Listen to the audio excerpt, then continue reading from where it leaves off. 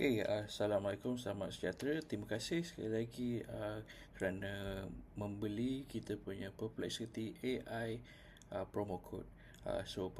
Untuk pengetahuan semua, promo code ni adalah um, langganan tahunan Perplexity AI secara promo. Harga biasa adalah RM100 sebulan, iaitu RM1,200 satu tahun. Tetapi dengan promo kod ini kita dapat dengan harga yang murah lah, RM200 untuk setahun. So kita ada penjimatan RM1,000 lah. Untuk dapatkan promo kod ni adalah beberapa syarat ataupun beberapa kerja yang kita kena lakukan untuk dapatkan akses kepada promo tersebut lah. Okay, first pertama sekali kita masuk dalam Chrome lah.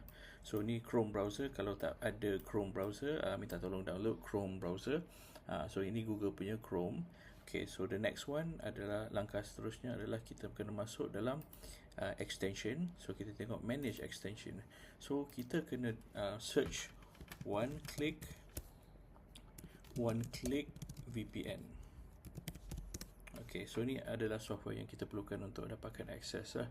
So dari sini kita dapatkan, so kita search kat sini one click VPN. Okay, so dia akan keluar macam ni, one click VPN. So ni adalah yang kita kena install lah kepada kita punya browser. So saya dah tolong downloadkan dah download dah kepada komputer saya. So langkah seterusnya, bila kita dah masukkan dalam ni, dalam kita punya Chrome extension, kita tekan dia punya icon lah kat sini. So first dia akan buka, dia akan tekan initializing. So langkah seterusnya kita kena set kawasan kepada United Kingdom, UK lah. So dia adalah kod UK. So sekarang ni kita kena pakai UK punya kod. So dari situ kita dah connected lah. So kalau belum connected, kita just tekan power kat sini. So maknanya dia dah connected. Okay, langkah seterusnya adalah kita masuk ke dalam link Perplexity AI ni lah.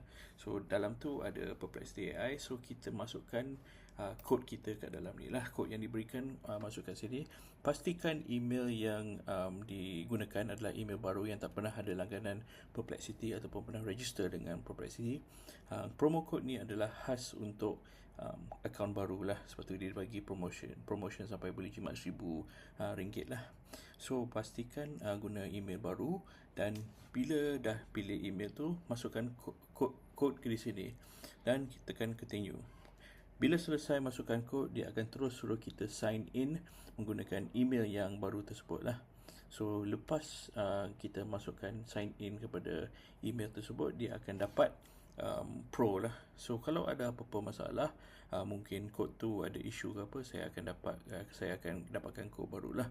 So sebelum dapatkan refund atau yang seterusnya, bagi saya tolong untuk dapat jayakan kod yang diberikan lah. Mungkin ada isu sikit, tapi harap tuan-tuan dan puan-puan dapat bersabar sikit. Dan sekali lagi, terima kasih kerana membeli Perplexity promo code ini. Terima kasih.